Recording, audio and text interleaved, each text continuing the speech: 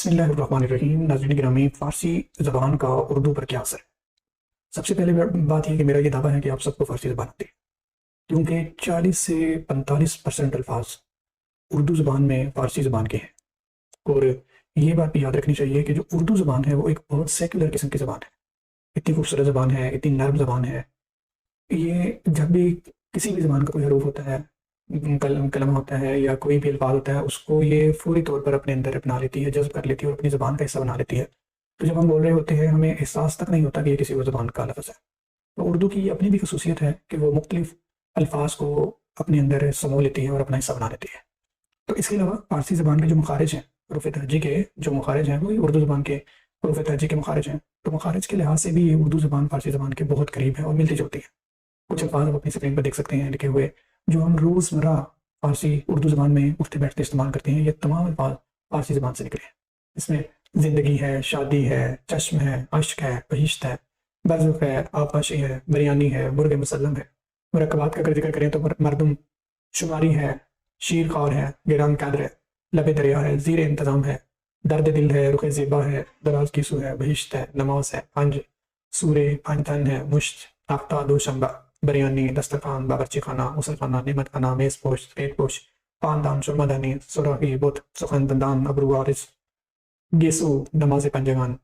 تو یہ الفاظ جو ہیں یہ ہم فارسی زبان کے اردو زبان میں بہت استعمال کرتے ہیں، آپ نے اکثر پڑھے ہوں گے، لیکن یہ خالص فارسی زبان ہے جو ہم استعمال کرتے ہیں اور ہمیں معلوم بھی نہیں ہوتے۔ اس کے علاوہ ایک بات ذکر کرنا چاہتا ہوں کہ اردو ادب میں بہت بڑے بڑے نام گزرے ہیں جنہوں نے اپنی کتب میں، اپنی تحریر میں بے پناہ فارسی زبان کے الفاظ استعمال کیے ہیں، جس میں مرزا غالب ہیں، علامہ محمد اقبال ہیں، ان کی تو کتب فارسی زبان میں لکھی گئی ہیں، شاعری ان کی فارسی زبان میں ہے۔ ایرانی علامہ اقبال کو بہت ہی بلند پایا جو شاعر ہیں وہ سمجھتے ہیں، ان کے نام پہ مختلف جگہ پر بہت بڑے بڑے ہال بنائے ہوئے ہیں اور ان کے فارسی کو بہت قدر و منزلت کی نگاہ سے دیکھا جاتا ہے۔ اس کے علاوہ مولانا ظفر علی خان ہیں، شیخ علی حجویری ہیں، خواجہ معین الدین چشتی ہیں، نظام الدین اولیاء ہیں، شیخ شرف الدین احمد یحییٰ منیری ہیں، مخدوم جہان، جہانگیر سمنانی رحمۃ اللہ علیہ مجمعین۔ یہ تمام بڑی بڑی شخصیات، نویسندگان جو ہمیں اردو ادب میں ملتے ہیں، انہوں نے فارسی زبان کو اپنی کتب میں، اپنے تحریر میں بہت زیادہ استعمال کیا ہے۔ فارسی زبان ہم کہاں سے سیکھ سکتے ہیں؟ اتنا کچھ آپ نے فارسی کے بارے میں سن لیا ہے، اب یہ بھی دیکھنا بھی ضروری ہے کہ فارسی زبان ہم کہاں سے سیکھ سکتے ہیں۔ اچھا، ایران کا ایک ادارہ بنیاد سادی ہے جنہوں نے فارسی زبان کو سکھانے کے لیے بہت ساری کتب تیار کی ہیں، جو ہر جو اسٹوڈنٹس ہے یا طالب علم ہے اس کے معیار کے مطابق، اگر تو وہ بالکل ہی شروع کرنا چاہتا ہے تو اس کے معیار کے مطابق ہے، اگر کچھ سیکھی ہوئی ہے تو پھر اس کے معیار کے مطابق ہے۔ 2-3 سطح کے لحاظ سے یہ کتابیں تیار کی گئی ہیں اور یہ بہت محنت کرتے ہیں۔ اس کے علاوہ بنیاد سادی والے جو ہیں وہ اسکالرشپ بھی دیتے ہیں کہ اگر کوئی پڑھنا چاہتا ہے ایران جا کے یونیورسٹی میں تو پڑھ سکتا ہے۔ اس کے علاوہ مفت دورہ جات، تعلیمی اور ادبی دورہ جات بھی کرواتے ہیں۔ اس کے علاوہ وہ تمام ممالک میں اپنے اساتذہ بھی بھیجتے ہیں۔ اس کے علاوہ مختلف یونیورسٹی میں اتاق ایران شناسی کے نام سے ان کی لائبریریز موجود ہیں۔ اس کے علاوہ فارسی زبان کو محفوظ رکھنے کے لیے بھی بہت زیادہ محنت کرتے ہیں۔ ان کا ایک ادارہ ہے فرنگستان زبان و ادب فارسی، جو بیگانے الفاظ جو ہوتے ہیں مختلف زبان کے، ان کو فوری طور پہ فارسی زبان میں ترجمہ کر کے اپنی زبان کا حصہ بنا لیتے ہیں اور اس طرح بیگانے الفاظ کو فارسی زبان میں داخل نہیں ہونے دیتے۔ تو بہت ہی بڑی خدمت ہے۔ ہمارے مقتدرہ قومی زبان کو بھی ایسے ہی کرنا چاہیے کہ بیگانے الفاظ کو فوری طور پہ اردو زبان میں ترجمہ کر کے اپنی زبان میں شامل کرنا چاہیے اور اردو کی حفاظت کرنی چاہیے۔ اردو ایک بہت ہی خوبصورت زبان ہے۔ ناظرین گرامی، یہ جو ہے یہ فارسی زبان ہم اس طرح سیکھ سکتے ہیں۔ اس کے علاوہ یونیورسٹیز میں بھی سیکھ سکتے ہیں۔ میں نے جیسے پہلے بتایا کہ پاکستان میں نمل یونیورسٹی بہت بڑی اور بڑی وسیع پیمانے پہ وہاں پہ فارسی زبان سکھائی جاتی ہیں، بہت ہی اچھے اساتذہ ہیں جو ایران سے پڑھے ہوئے ہیں، اور اس کے علاوہ فورن جو ایرانی اساتذہ ہیں وہ بھی وہاں پر گائے بگائے آتے ہیں، وہاں سے سیکھی جا سکتی ہے۔ تو ناظرین گرامی، ہم آگے دیکھتے ہیں کہ فارسی سیکھ تو ہم نے لی، لیکن اب کیا اس کے کوئی فوائد بھی ہیں کہ فارسی سیکھ کے تیل ہی بیچنا ہے؟ تو اگر ہم فارسی زبان سیکھ لیتے ہیں تو ہم ثقافتی اور تاریخی لحاظ سے بہت اہمیت کی حامل ہے۔ آپ نے دیکھا، آپ نے ایران کی تاریخ بھی اسی لیکچر کے اندر سن لی ہے کہ ہمارے جو باجداد ہیں وہ ایران سے ہی ہجرت کر کے آئے تھے، تو ہم اپنی ثقافت تک پہنچ سکتے ہیں فارسی زبان سیکھ کے۔ ایک تاریخی لحاظ سے فارسی زبان کی وجہ سے ہمیں اپنی تاریخ کا معلوم ہو سکتا ہے۔ اس کے علاوہ علاقائی رابطے سے مضبوط ہوتے ہیں، اقتصادی مواقع ملتے ہیں، تجارت کے لحاظ سے کسی کمپنی کے اندر جاب کر سکتے ہیں جو فارسی زبان جس کو جانتے ہیں، جو جانتا ہے اس کو وہ ہائر کر سکیں۔ اس کے علاوہ جو سفر و سیاحت کے لحاظ سے آپ کام کر سکتے ہیں، اگر فارسی زبان آتی ہے تو ایران یا تاجکستان یا افغانستان میں قافلے لے کے جا سکتے ہیں اور ان کی فارسی زبان میں معاملت کر سکتے ہیں۔ اس کے علاوہ تراجم کر سکتے ہیں۔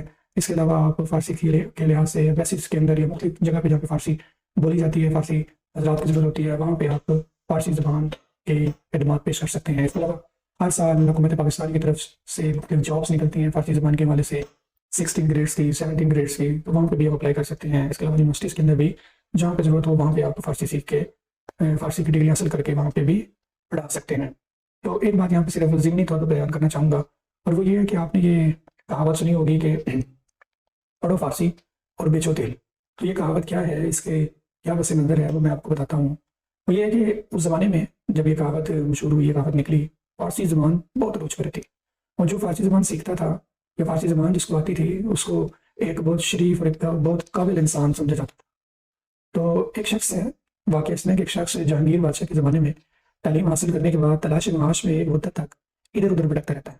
جب اسے کہیں ملازمت نہیں ملتی تو اس نے یہ سوچ کر کہ روٹی تو کھائے کسی طور بچنا، گھر گھر جا کر تیل بیچنے کا ارادہ کیا۔ کہتے روٹی تو لازمی کھانی ہے، کس طرح بھی ہو، کیوں نہ کوئی تیل وغیرہ خرید لیں اور جا کر بیچنا شروع کرے۔ چند پیسوں کا کسی طرح انتظام کر کے اس نے تھوڑا سا تیل خریدا، ہانڈی میں تیل اور ترازو لے کر بیچنے کے لیے گھر سے نکل پڑا۔ آواز لگاتے لگاتے اس کا گزر نور جہاں کے محل سے ہوا۔ نور جہاں کو تیل کی ضرورت تھی، اس نے نوجوان تیل بیچنے والے کو اپنے پاس بلایا۔ تیل کا بابو پہنچنے پر نوجوان نے فارسی زبان میں جواب دیا۔ نور جہاں نے اس کی فارسی دانی پر دھنگ رہ گئی سن کے، اور اس سے تمام حالات دریافت کیے۔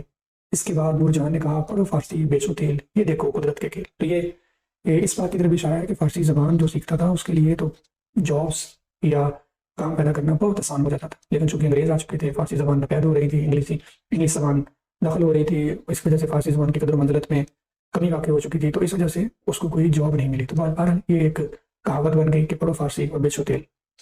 اور جیسے میں نے بتایا کہ 700 سال تک فارسی زبان مغلیہ دور میں سرکاری زبان رہی ہے۔